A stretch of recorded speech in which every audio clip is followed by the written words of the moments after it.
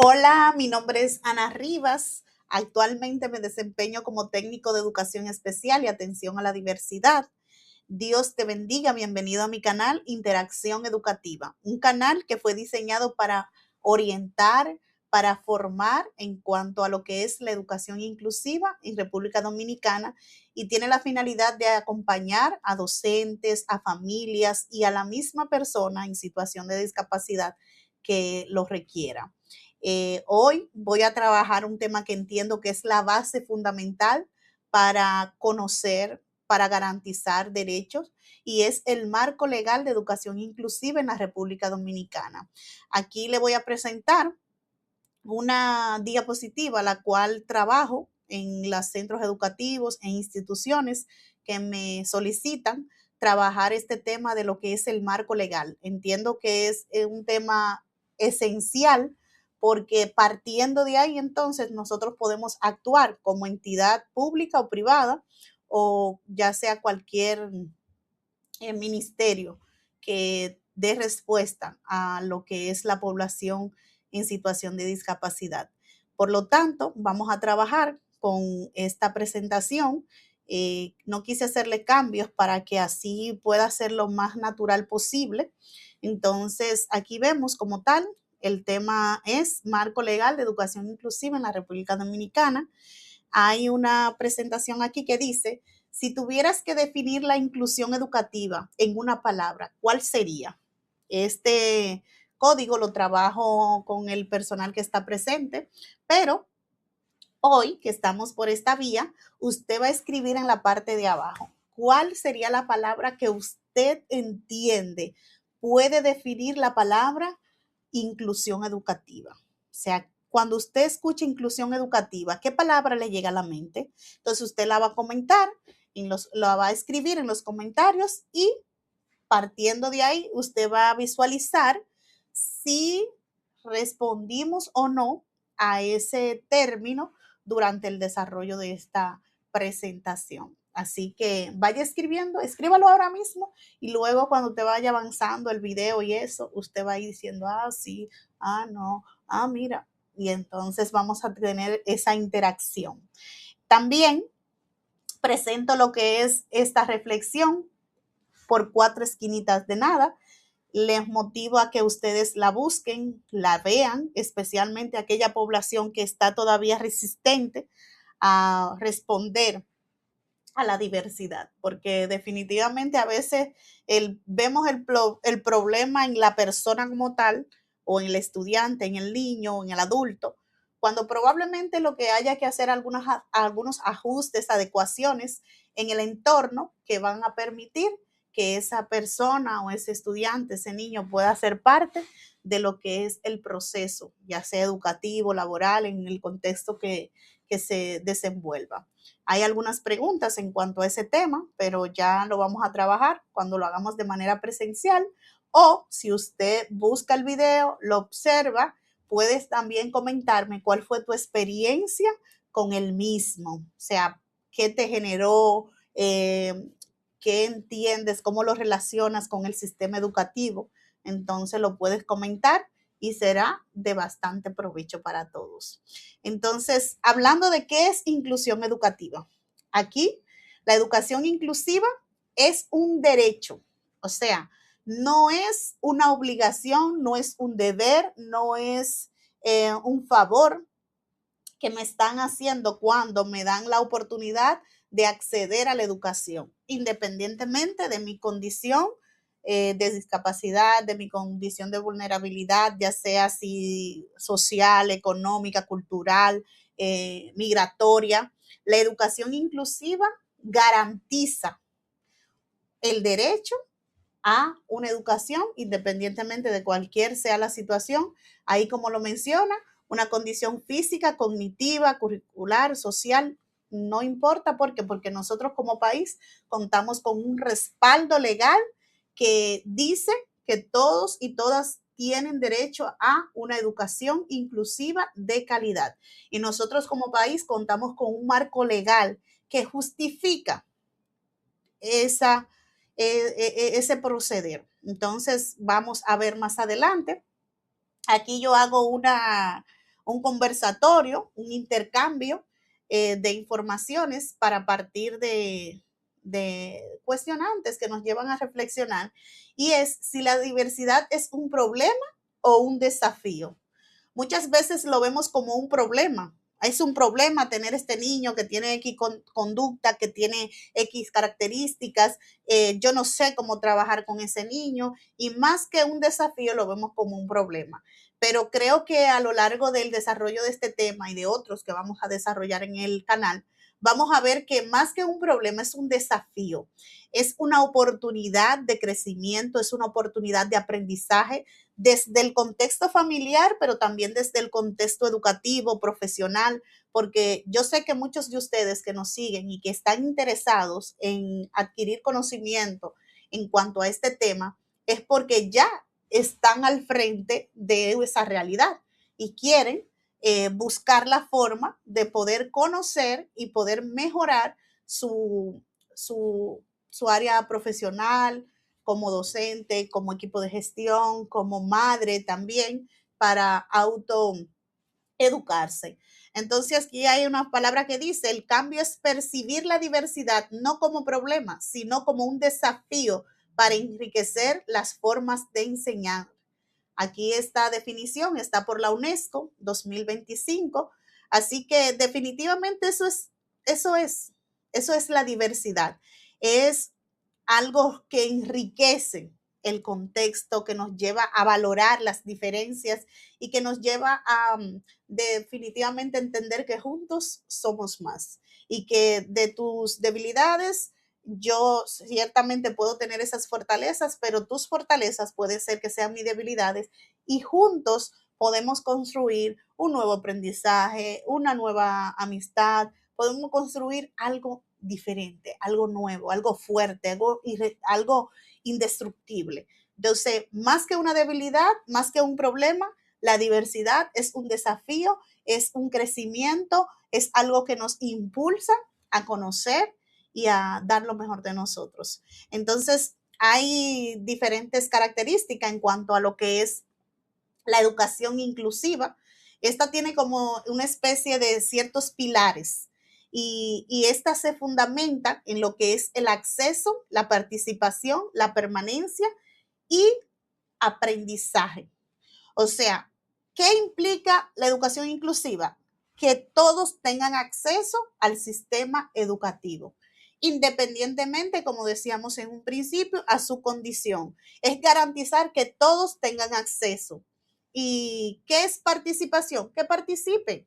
No es entrar al niño con la condición o con la situación de, ya sea con la barrera del idioma, que esté en el espacio, no.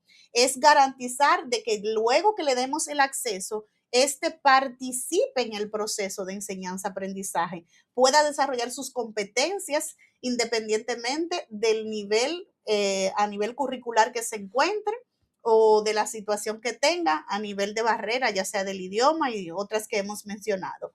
Y sobre todo que pueda permanecer. O sea, que ese estudiante que ya le dimos el acceso, le dimos la participación, pueda permanecer.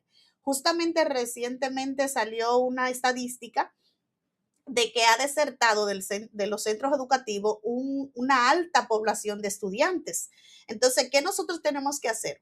Garantizar la educación inclusiva, garantiza la permanencia. O sea, que ese estudiante pueda permanecer en el centro educativo desarrollando las competencias de acuerdo a sus niveles, a sus capacidades, a sus habilidades, y que pueda permanecer hasta completar su proceso.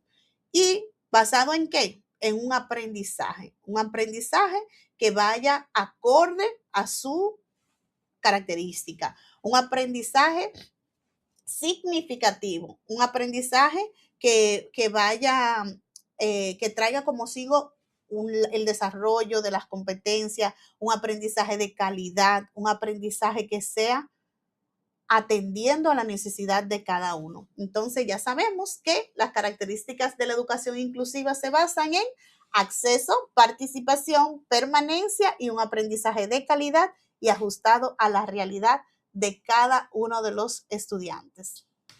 Entonces vamos a continuar con lo que es la Constitución Dominicana. Esta es el documento legal que nos rige como país. Ahí están todas las políticas, las leyes que tenemos como país. Y aquí en el artículo 63 nos dice que toda persona tiene derecho a una educación integral, de calidad, permanente y en igualdad de condiciones y oportunidades. O sea, dice todas, no dice alguna, ni aquel que tiene X o cual situación. Entonces, esta toma en cuenta que tenemos derecho a la educación, una educación obligatoria y gratuita. O sea, el Estado tiene que garantizar una educación de calidad, oportuna, ajustada a las necesidades, obligatoria y gratuita. Y debe tener el acceso universal y equitativo, valores patrios y derechos humanos. O sea, cuando yo como Estado, como país, garantizo una educación, estoy abriéndole la puerta a todos que tengan esa oportunidad de educarse y de acceder a todas las informaciones concernientes a nuestra nación y el mundo, porque eso habla de una educación inclusiva. Entonces, aquí vemos la Declaración Universal de los Derechos Humanos en el artículo 26, menciona lo siguiente: la educación debe ser gratuita. Vuelve otra vez, esto ya viene siendo otro documento que avala la educación, que debe ser gratuita, al menos en lo concerniente a la institución elemental. O sea, esa inicial, primaria, secundaria, eso debe de ser gratuito y tenemos que contar con eso como país. Y está también en esta parte que dice la educación detrás por objeto del pleno desarrollo de la personalidad humana. O sea, yo como Estado, yo tengo el derecho a desarrollar mis habilidades plenamente, sean a X nivel o no, pero yo tengo derecho a que mis habilidades, mis competencias se desarrollen de acuerdo a. Y los padres tendrán derecho preferente a escoger el tipo de educación que habrá de darse a sus hijos. O sea, si yo tengo un estudiante con un hijo con una situación de discapacidad y yo entiendo que mi hijo tiene derecho a tener una educación de calidad ajustada a sus necesidades, el Estado tiene que ofrecerme esa posibilidad. Y también hay otras estrategias de escolaridad que yo como padre también podría decidir si la tomo o que viene a beneficiar a mi hijo. Tenemos la Convención de los Derechos del Niño de 1989, que tiene algunos principios fundamentales y es no discriminación, interés superior del niño, supervivencia y desarrollo, participación infantil. O sea, esta convención establece que todos los niños tienen derecho a esa parte y que no podemos tener ninguna discriminación independientemente de su nacionalidad, de su lengua materna, independientemente de su condición, ya sea de discapacidad o de vulnerabilidad o de condición económica. No podemos tener discriminación y por lo tanto el Estado tiene que garantizar esa educación.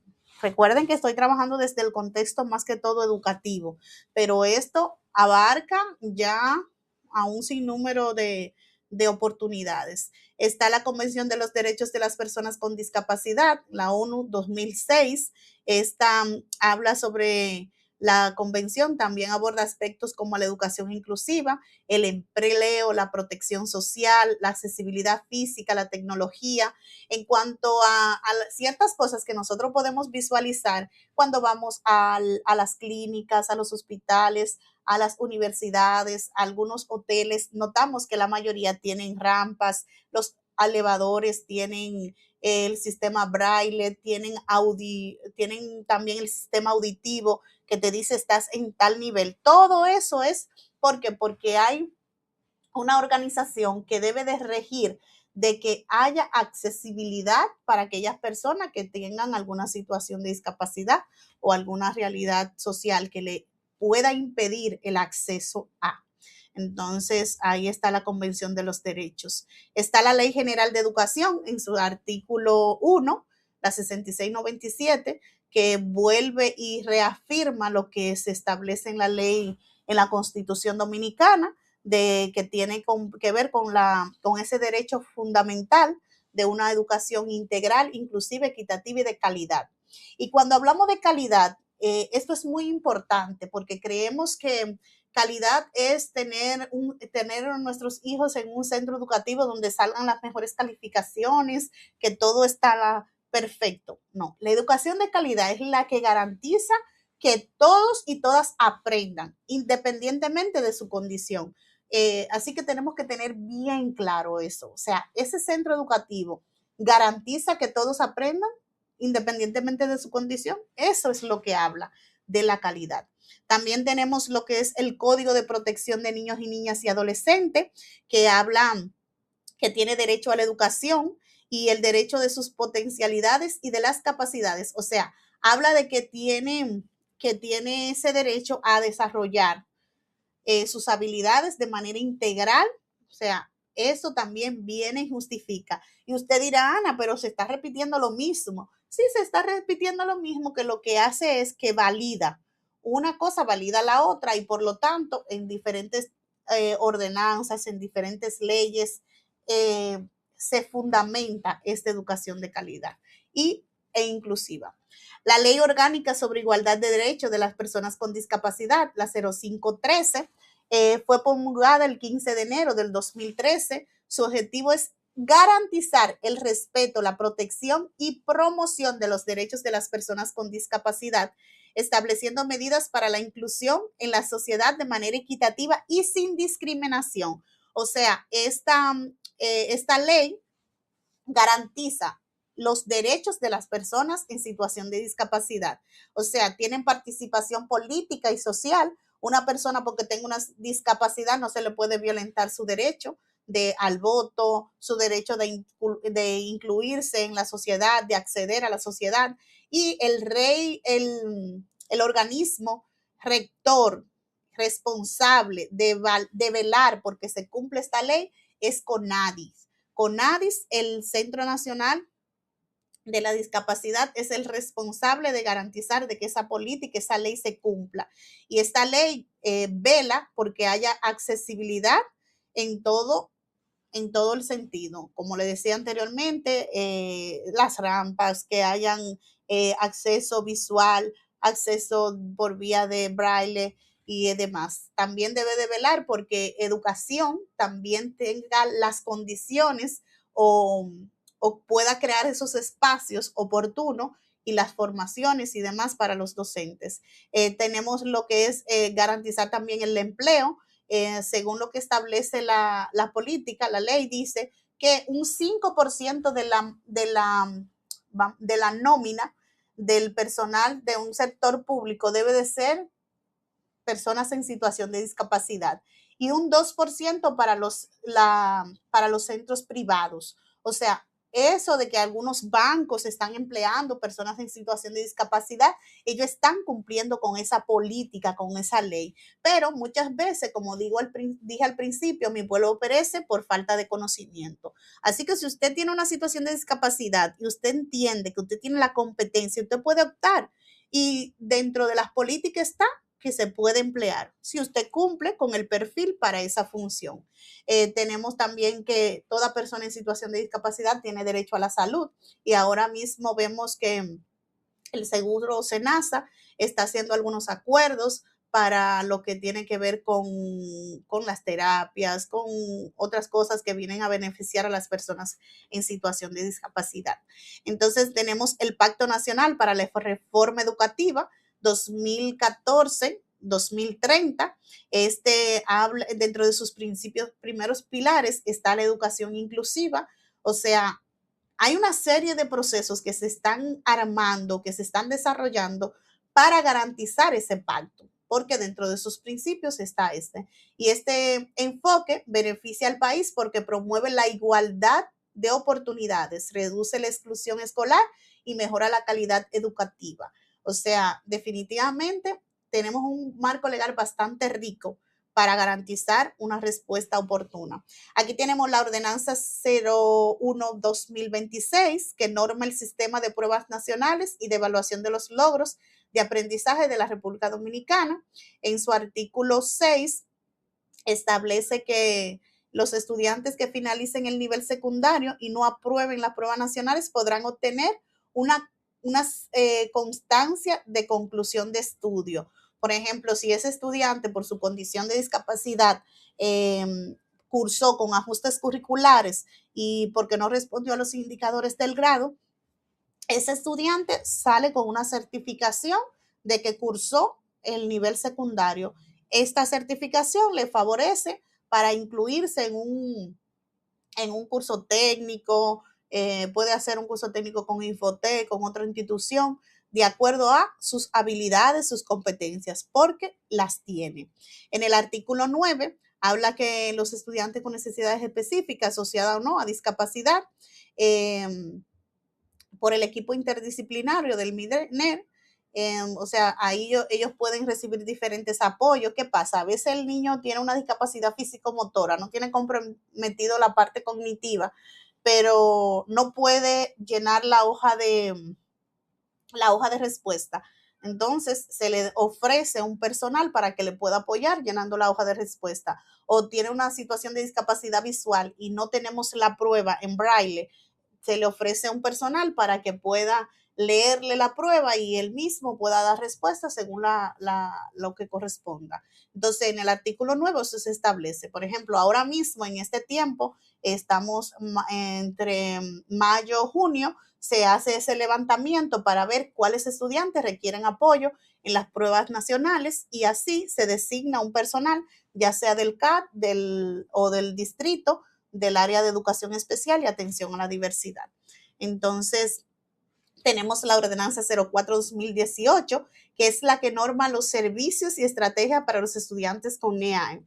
O sea, en esa ordenanza se dieron ciertas aclaraciones de esos diferentes estrategias que existen para responder a los estudiantes con alguna situación de discapacidad, alguna NEA asociada o no a discapacidad. Aquí está la implementación de medidas para atención a la diversidad. Es un conjunto de acciones que la escuela implementa para garantizar una respuesta educativa. O sea, ustedes van a escuchar de casos de estudiantes que están en escuela de jornada extendida, pero se toma la medida de acuerdo a las características, ya sea que vaya hasta el mediodía porque sus características le impiden poder durar un día completo, o sea, puede hacer una medida. Otra medida puede ser que si tiene una silla de rueda y no hay rampas, entonces hay que hacer la rampa para que tenga acceso. Otra medida puede ser que si no tenemos rampa para el segundo nivel, que el grado de segundo nivel pase al primero. Otra medida puede ser que se siente delante. Todo va a depender de acuerdo a las características específicas de cada caso. Entonces, en el artículo 4 de la ordenanza 04-2018 habla sobre esas medidas de atención a la diversidad. Tenemos en esa misma ordenanza, en el artículo 7, habla de la evaluación psicopedagógica. Y aquí quiero como detenerme, porque hay una situación que se está dando en relación a los centros educativos, las mismas familias, el mismo sistema, que por falta de conocimiento ha generado ciertas situaciones en los últimos tiempos.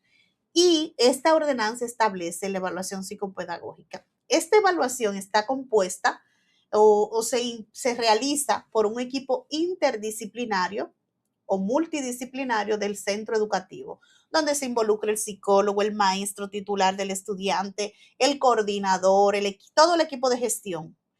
Si hay espacio de apoyo a los aprendizajes, se integra el maestro del espacio de apoyo a los aprendizajes y si se requiere un especialista de manera externa, se refiere y se le hace su evaluación y partiendo de ese resultado se integra en el proceso también. Entonces, esa evaluación psicopedagógica evalúa todo lo relacionado al niño de manera integral, la parte social, la parte familiar, lo cognitivo, todas las áreas. Entonces, partiendo de esa evaluación psicopedagógica, yo puedo identificar específicamente qué requiere el niño. a nivel social, a nivel pedagógico, a nivel familiar. Entonces, ahí yo hago el informe, que es una recogida de todo ese proceso que se hizo. ¿Y dónde se fundamenta esto? ¿O con qué instrumento yo lo hago? ¿Con qué recurso? Ahí tenemos el manual de apoyo psicopedagógico de la Unidad de Orientación y Psicología. Este manual está compuesto por una descripción inicial de las funciones del orientador, pero también menciona, ahí podemos visualizar estrategias o medidas de atención a la diversidad acorde a las diferentes NEAI asociadas o no a discapacidad que podemos encontrar en los centros educativos. Y también vemos unos instrumentos como estilo de evaluación de estilos de aprendizaje, una ficha de detención de NEAI, la anamnesis que recoge toda esa información a nivel familiar durante, después del embarazo de la madre, cómo fue, si es hijo primerizo, si es el tercero, el segundo de los niños. Entonces, todo eso nos da una información. Entonces, cuando yo aplico todos esos instrumentos, acompañamiento áulico y demás, yo hago el informe. ¿Qué es el informe? Es la recogida de la información de todos los instrumentos que apliqué. Entonces, yo sistematizo. El psicólogo toma todos esos procesos, los sistematiza y partiendo de ahí entonces, ¿qué hace? Hace un plan de apoyo personalizado que está en el artículo 11. Y en la ordenanza 04-2018 eso lo explica clarito. O sea que lo que tenemos que hacer es buscar, leer y aplicar y hacer. O sea, ahí usted hace su plan de apoyo psicopedagógico personalizado. Ya yo identifiqué que la realidad a nivel familiar, entonces yo voy a hacer un plan de apoyo psicopedagógico que responda a esa necesidad. Voy a hacer, noté que la situación a nivel de estrategia que está utilizando el docente, entonces recomiendo estrategias que debe de implementar el docente para fortalecer el proceso del estudiante. Pero puede ser que en esa evaluación psicopedagógica me arrojó que la situación es intrapersonal del niño, entonces yo voy a hacer algunos ajustes en cuanto al proceso cognitivo y ese plan lo voy a implementar. Entonces, esto es muy importante que lo tengamos en cuenta, esa sistematización, porque ahora mismo hay una queja de que no, porque ahora todos los niños no pueden reprobar, porque ahora el ministerio, el sistema lo que quiere es que los niños que no sepan pasarlo. Le digo por qué está pasando esa situación. Porque hay niños que no requieren ajustes curriculares, se le están haciendo y están pasando de curso, no porque ellos tengan una situación, sino porque no se le ha dado el proceso oportuno, no se le ha dado lo que requiere. Entonces es necesario que nosotros hagamos minuciosamente este procedimiento para poder responder a la necesidad específica que tiene el niño. Entonces ya luego que yo hice mi plan de apoyo personalizado o individualizado y veo que no tengo respuesta y que ya es algo intrapersonal del niño que tiene un desfase a nivel cognitivo y a nivel curricular se ve un desfase de 2 o más grados por debajo, entonces yo valoro esta medida, que es la última que se toma. ¿Cuál? Ajustes curriculares individualizados. Estos ajustes lo realiza el equipo interdisciplinario que analiza, que analiza el plan de apoyo personalizado, que vio que no dio resultado eso. Entonces, ya a nivel curricular hay un desfase significativo. Entonces, vamos a proceder. ¿Y dónde está eso? En la ordenanza. ¿Y dónde está? En el manual de apoyo psicopedagógico. Se lo explica tal cual. Pero aparte de eso, el ministerio, la Dirección de Educación Especial, diseñó un manual para realizar la evaluación psicopedagógica. Paso por paso le explica al orientador y al equipo de gestión, al docente, cómo se realiza. Lo que tenemos que hacer es buscar ese instrumento, buscar mi manual, autodidactarme y empezar a trabajar. Entonces, esta es la última medida. ¿Por qué, Ana, es la última medida? Porque si un estudiante culmina secundaria con ajustes curriculares, es un estudiante que va a recibir una certificación de que culminó su bachiller con ajustes curriculares y por lo tanto, más que ir a la universidad, va a ir a hacer un curso técnico. ¿Por qué? Porque ese curso técnico va a ir acorde a las competencias y habilidades que tenga el estudiante. Y hasta el momento todavía no hay una política que diga que un estudiante con una situación de discapacidad y con un desfase significativo en las competencias para culminar el nivel secundario pueda pasar a la universidad con ajuste. Entonces, ese es el proceder. Si nosotros hacemos los procesos, vamos a tener menos situaciones en los centros educativos. Ana, ¿y por qué tú lo dices? Porque tengo experiencia. Hay casos que le hemos hecho todo el procedimiento y no requieren ajuste curricular. Y los niños arrancan. ¿Por qué? Porque la situación estaba a nivel familiar y se hizo un plan y la familia se comprometió. O no, la situación estaba en el maestro se le orientó, se le acompañó, se le dio estrategia, se aplicó el DUA y demás. Entonces, automáticamente el niño avanzó y ya no era necesario hacerle los ajustes y por lo tanto completó su proceso y aprendió a leer y a escribir y todo lo que se demanda para el nivel. Entonces, es necesario nosotros centrarnos en esta parte. Aquí vamos a ver lo que es la orden departamental 9020 que establece el cambio de nombre de Centro de Recursos Educativos para Niños Jóvenes con Discapacidad Visual a Centro Nacional de Recursos para Necesidades Específicas de Apoyo Educativo, Olga Estrella. Ana, ¿y qué es el Olga Estrella? El Olga Estrella es el órgano rector, vamos a decir, el departamento del Ministerio de Educación, de la Dirección de Educación Especial encargada de diseñar, de proveer recursos adaptados y que puedan apoyar al proceso educativo de los niños y niñas en situación de discapacidad o con alguna NEA asociada o no a discapacidad.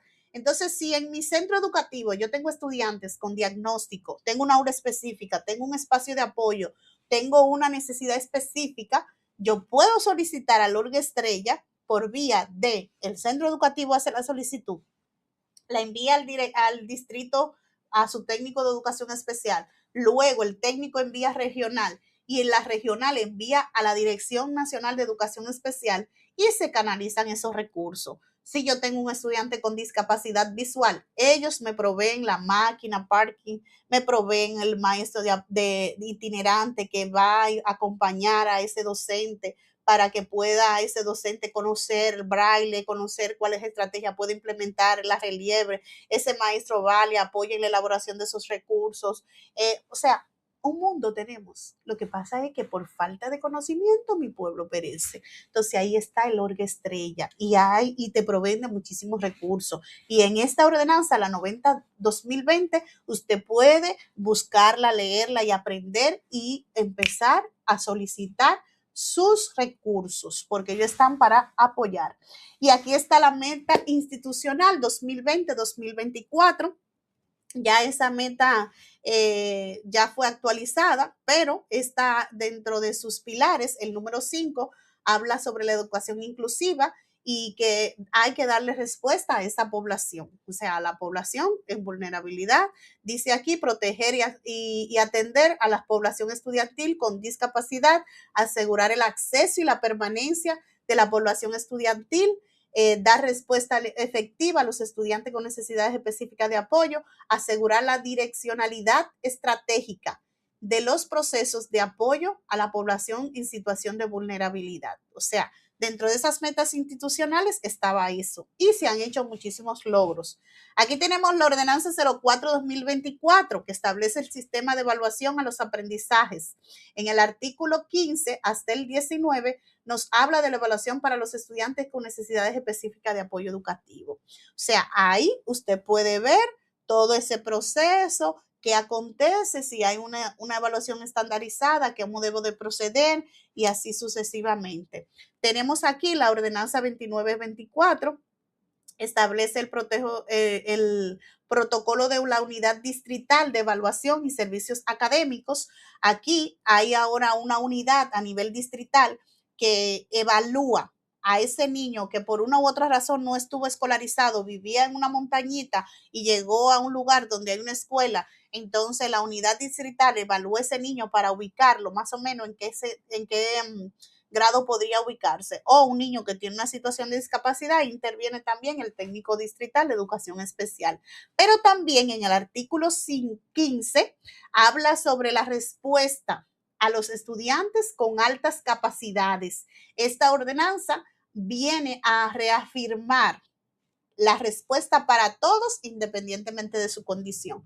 O sea, si hay un estudiante que probablemente tenga alta capacidad en su centro educativo, usted notifica al técnico distrital de educación especial y este va a acompañarle en la detención y van a hacer hay un protocolo que debe de llevar el distrito y este acompaña y si se requieren algunas evaluaciones clínicas, entonces se van a apoyar, a referir. Ahora mismo estamos trabajando con un proceso a nivel país, como una especie de piloto, donde hay unas personas, unos profesionales del área de psicología que hicieron una maestría para valorar la apertura de una unidad de evaluación, donde no solamente va a evaluar el estudiante y a obtener un diagnóstico clínico, sino aún a recibir apoyo los docentes, el personal de los centros educativos.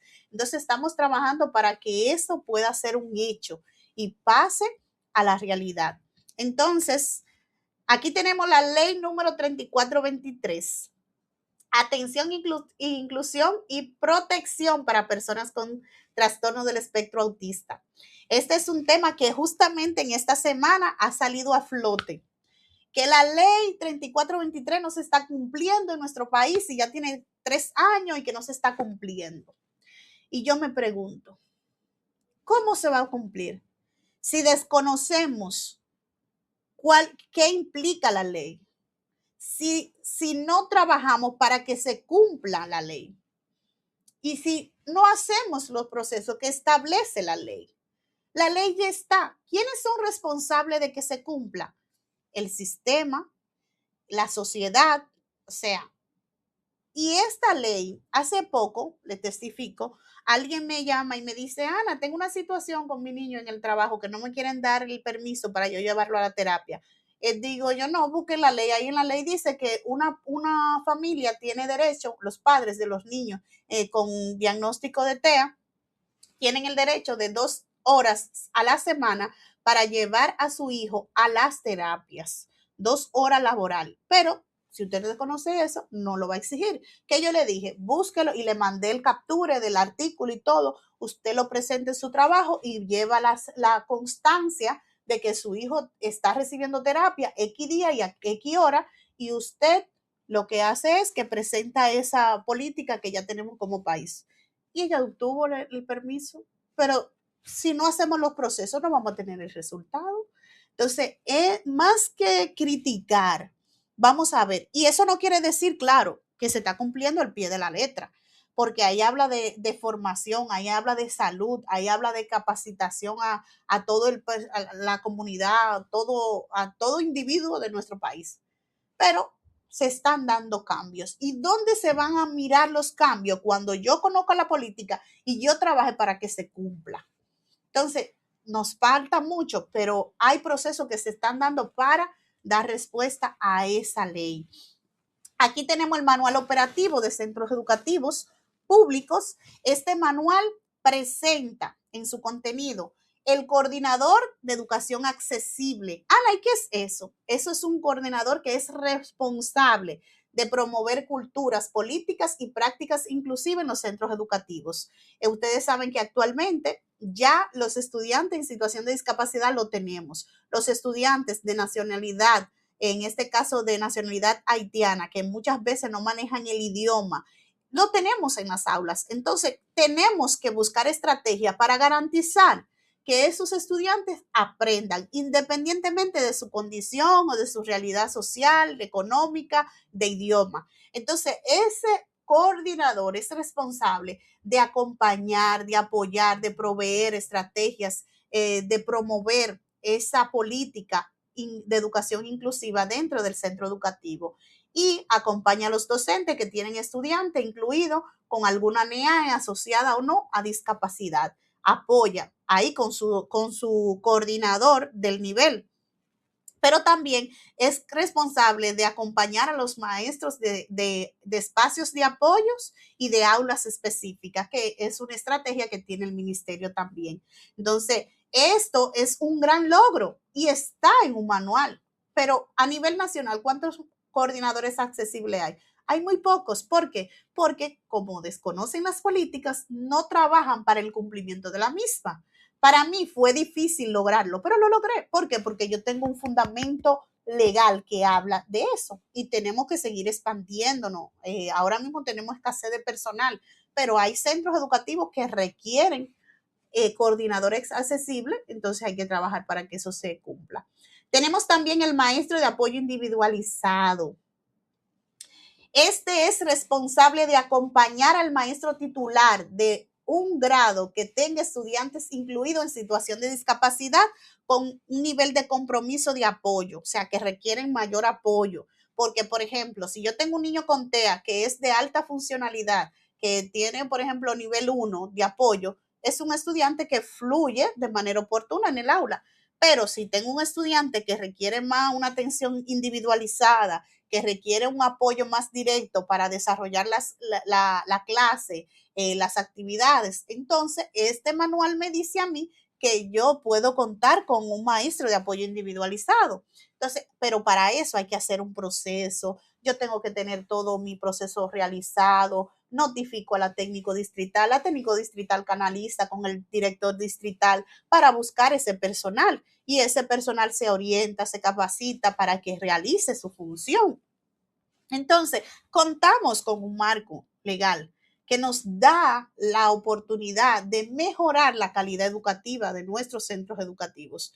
Lo que pasa es que, como dice, y vuelvo y cito la palabra, mi pueblo perece por falta de conocimiento. Y ha sido un desafío para mí lograr todo esto. Esto que ustedes ven aquí, todas esas imágenes, esas políticas, yo le estoy implementando en mi distrito. Les confieso, ha sido un desafío de todas las índoles, porque vamos a encontrar desafíos.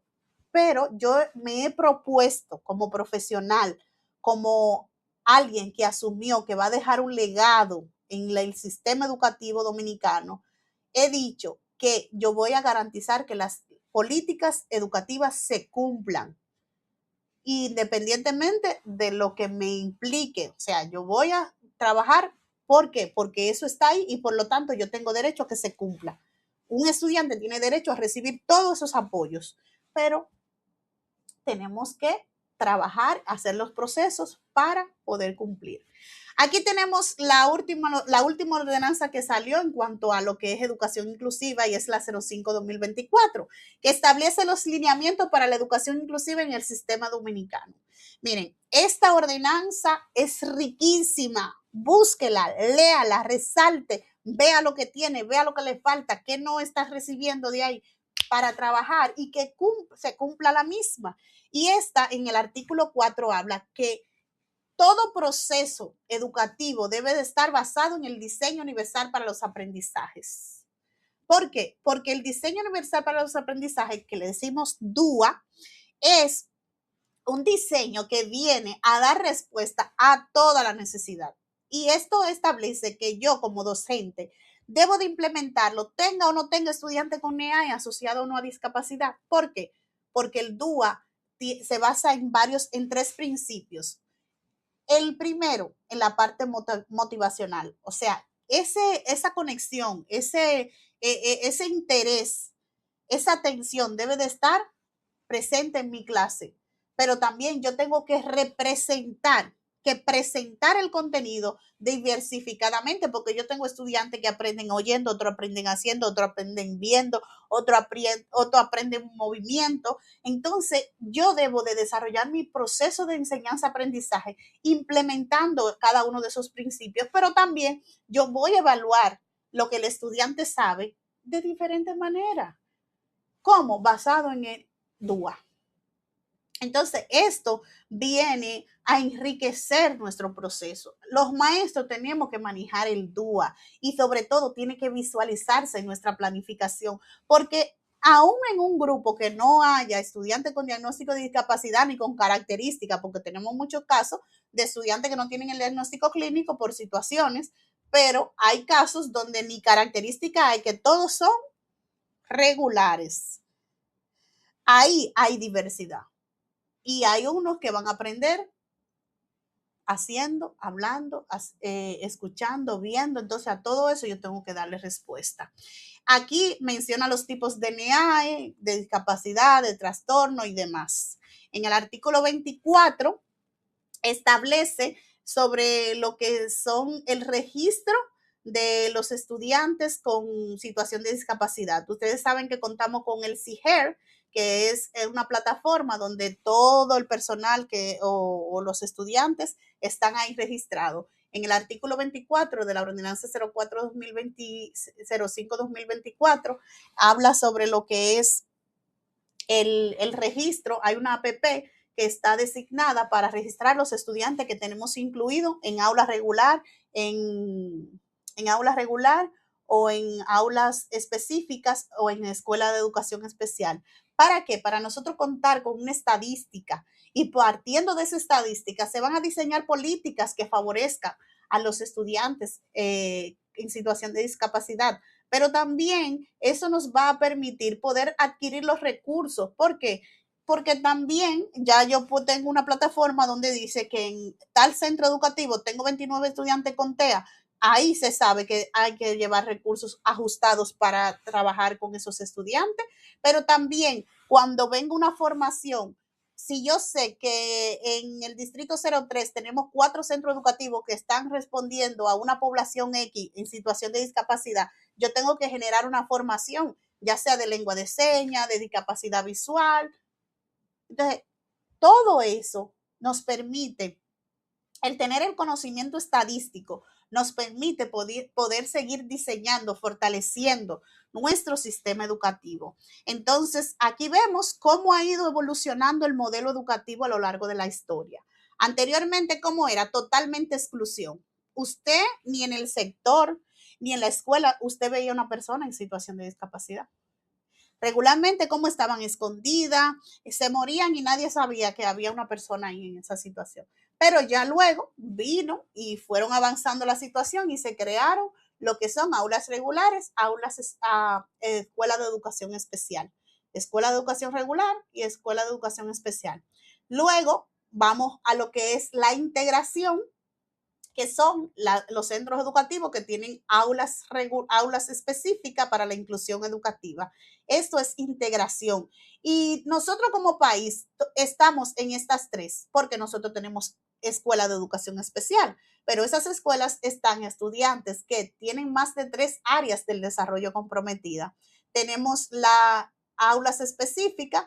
¿Y qué es inclusión? Es esto, es que todos estemos juntos, que todos aprendamos juntos. ¿Por qué? Porque cuando yo tengo una exposición a algo diferente, eso me va a poder permitirme a mí ser sensible ante esa situación. Eso me va a poder permitir aprender de esa condición. Y ya no va a ser algo raro que yo vea a un niño con una crisis de autismo. No va a ser algo raro que yo vea a un niño en una silla de ruedas.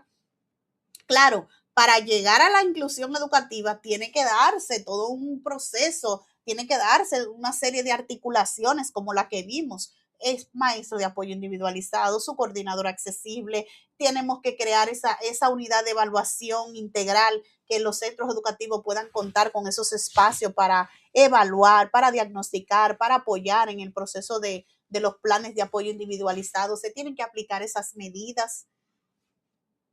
Ahora mismo, nosotros en cuanto a la que es la integración, esos niños que tienen una serie de áreas comprometidas pueden ir al aula específica, se trabajan adaptaciones, se trabajan lo que es lo que tiene que ver con habilidades para vida, habilidades adaptativas, que el niño pueda ir respondiendo a los procesos. Entonces, de acuerdo a cómo él va avanzando, pasa del aula específica al aula regular.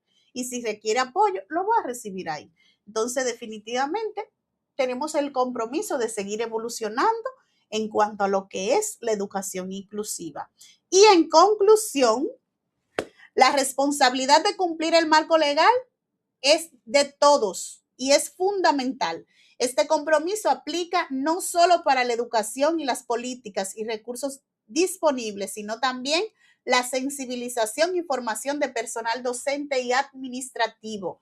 Este marco legal, estos procesos, lo debemos conocer todos y todas. ¿Por qué? Porque en la medida que nosotros conocemos esto, nos sensibilizamos, o sea, creamos conciencia de que hay una realidad social. Ya los estudiantes los tenemos en las aulas, ya los niños están en el sector, en el barrio, como usted le diga, entonces tenemos que garantizar una respuesta. Hay muchas personas que tienen resistencia, que tienen barrera. ¿Por qué? Porque quizá no le ha tocado tener un hijo, un sobrino, un primo con esa condición, pero automáticamente le llega, entonces es defensor de las políticas. Entonces, no esperemos que nos llegue a nosotros para poder hacer que se cumplan las políticas. Tengo que ir cambiando de actitud, disponibilidad cuando lleguen esas capacitaciones de diplomado, de especialidades, de maestrías de educación inclusiva. Vamos, docente, vamos a estudiar, vamos a prepararnos, vamos a actualizarnos. Seamos nosotros los promotores de cambio, de transformación en nuestro país. ¿Por qué? Porque se están creando las oportunidades, pero se ha dado la situación de que vienen los diplomados. No, yo no voy a estudiar, yo estoy cansada de estudiar. No, usted no. ¿Por qué? Porque nosotros hemos asumido el reto y el compromiso de garantizar una educación inclusiva de calidad. Y eso va a depender de ti y de mí. Entonces, cada alumno debe de tener la misma oportunidad. ¿De qué? Del acceso a la educación. Si le favorece una aula específica, vamos a trabajar para que haya un espacio y que pueda tener todo su personal y pueda responder a las necesidades que tiene el niño. Entonces, aquí les comparto unos recursos que actualmente yo he mencionado algunos de esos, como el manual de apoyo psicopedagógico, el manual de estrategias para atención a la diversidad, aquí está el manual de la evaluación psicopedagógica, aquí está el documento que describe o justifica la ordenanza 05-2024 y aquí están estos instrumentos de UNICEF que están siendo trabajados en el modelo de educación inclusiva. Ahí está uno para autismo y uno para discapacidad intelectual. Ahí usted va a encontrar qué les pide un niño con TEA o con discapacidad intelectual a la escuela, cuáles son las características, o sea, cuáles estrategias puedo utilizar para esos niños dentro de mi contexto áulico. Ahí usted va a encontrar muchísimas estrategias que va a aplicar. Y tenemos la línea base que viene a enriquecer esa evaluación psicopedagógica para nosotros poder hacer un plan bien detallado y acorde a las necesidades específicas del niño.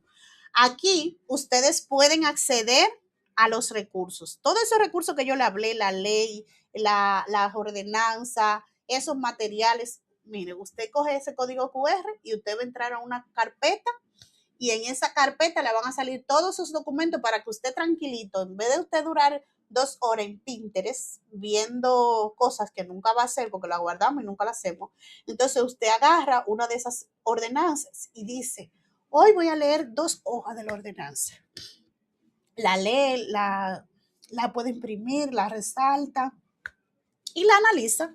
Entonces ahí, por eso le dejo unos segunditos para que usted coja el celular, ponga ahí y pueda acceder a esa carpeta. Y quiero cerrar con esta frase. La escuela debe adaptarse a la necesidad específica de los estudiantes y no ellos a la escuela. O sea, vamos a transformar nuestras escuelas para poder abrir la puerta para que nadie se quede fuera. Entonces, muchas gracias. Mi nombre, Ana Cesarina Rivas, y estamos aquí a su disposición. Aquí están mis redes sociales. En las mismas comparto información sobre lo que es en la educación inclusiva en nuestro país. Hablo sobre lo que es el diseño universal para nuestro aprendizaje, las diferentes estrategias, hablo a la familia, a los docentes y demás. Así que estamos a su orden y nos vemos en la próxima. Voy a trabajarle otra presentación. Díganme ahí debajo, ¿de qué quieres que hablamos para la próxima? Hablamos de atención a la diversidad en la escuela, ajustes curriculares, tenemos el tema yo tengo una presentación solo de la ordenanza 05-2024. Hay una serie de temas. Autismo, podemos trabajar las características de autismo, podemos trabajar estrategias para trabajar con el autismo. Así que escriban en los comentarios y ya saben, Dios bendiga, Dios guarde.